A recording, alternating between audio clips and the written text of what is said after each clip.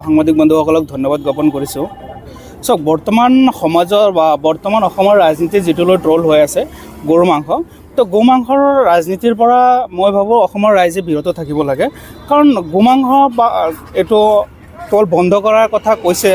তে ভাৰতৰ সংবিধানত এটা কথা উল্লেখ হৈ আছে যে কোনটো ধৰ্মৰ মানুহে কোনটো মাংস খাব বা কোন খাদ্য খাব সেইটো সাংবিধানিক অধিকাৰ আছে।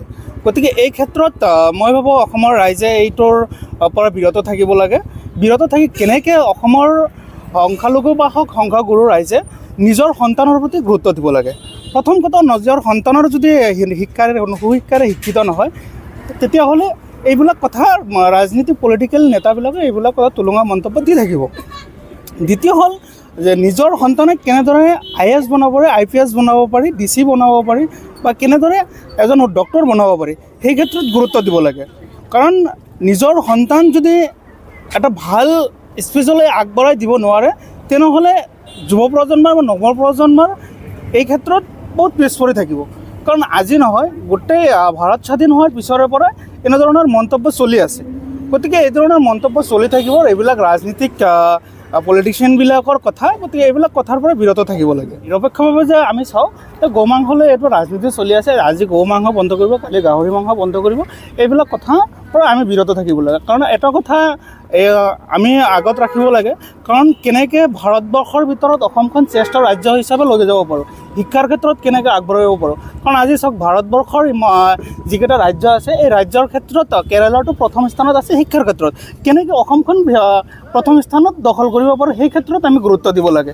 এইবিলাকৰ মন্তব্যৰ পৰা বিৰত থাকি এইবিলাক আমি কেনেকৈ গুৰুত্ব দিব লাগে যে কেনেকৈ ভাৰতবৰ্ষৰ শ্ৰেষ্ঠ ৰাজ্য হ'ব পাৰোঁ। গতিকে মাননীয় মুখ্যমন্ত্ৰী মহোদয়ে এইবিলাকৰ ক্ষেত্ৰত বিৰত থাকিব বুলি মই আহ্বান জনাম যে এইবিলাক ৰাজনীতিৰ ক্ষেত্ৰত ৰাখক, কিন্তু অসমখন আগবঢ়াই লোৱাৰ ক্ষেত্ৰত চেষ্টা কৰক।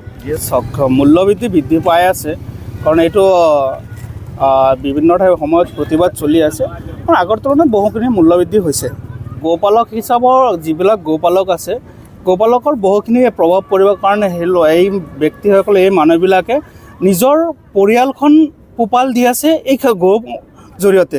কাৰণ এওঁলোকে গাখীৰৰ বিক্ৰী কৰে বা কেতিয়াবা গৰুখান বিক্ৰী কৰি কিনে কিবা এটা এবছৰ আগতে কিছুমান মানুহে ভাবি থয় যে মই এনেকুৱা এটা কাৰ্য এইটো কৰি কিনে এইটো কৰিম। গতিকে এই মানুহৰ ক্ষেত্ৰত বহুখিনি এটা প্ৰভাৱ পৰিব।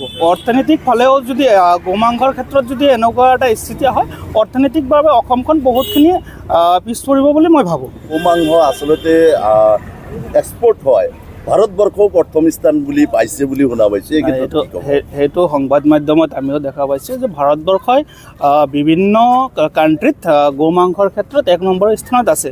গতিকে অসমত, ভাৰতবৰ্ষ যদি বাকী ৰাজ্যবিলাকত চলে, অসমৰ ক্ষেত্ৰত এনেকুৱা স্থিতি এইটো এটা তুলুঙা মন্তব্য বুলি মই ভাবোঁ।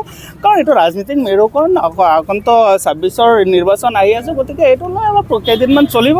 গতিকে এইবিলাকৰ ক্ষেত্ৰত বিশেষকৈ মই সংখ্যালঘু সমাজক এটা আহ্বান জনাম যে আপোনালোকে নিজৰ সন্তানক গুৰুত্ব দিয়ক। কাৰণ আমাৰ সংখ্যালঘু অঞ্চলবিলাকত বহুকেইটা সমস্যা আগুৰি আছে। কাৰণ আজি চাওক, যিবিলাক মানুহৰ নদীত কবলত, গৰাখহনীয়াৰ কবলত পৰি কিনে ঘৰ বাৰী হেৰুৱাইছে, সেইজন ব্যক্তিহে জানে। কাৰণ এজন মানুহে যেতিয়া দুবাৰকৈ তিনিবাৰকৈ ঘৰ বনাব লাগিছে, সেইজন ব্যক্তিয়েহে জানে গৰাখহনীয়াৰ সমস্যা। গতিকে এইবিলাক সমস্যাৰ ক্ষেত্ৰত আগবাঢ়িব লাগে। এই গৌ মাংসৰ ক্ষেত্ৰত এইবিলাক বিতৰ্কৰ পৰা দূৰত থাকিব লাগে। মোৰ নাম ইঞ্জামামুল হক, মোৰ বৰপেটাতে ঘৰ। মই এজ এ পেছাত ফিজিঅ'থেৰাপিষ্ট হিচাপত আছোঁ।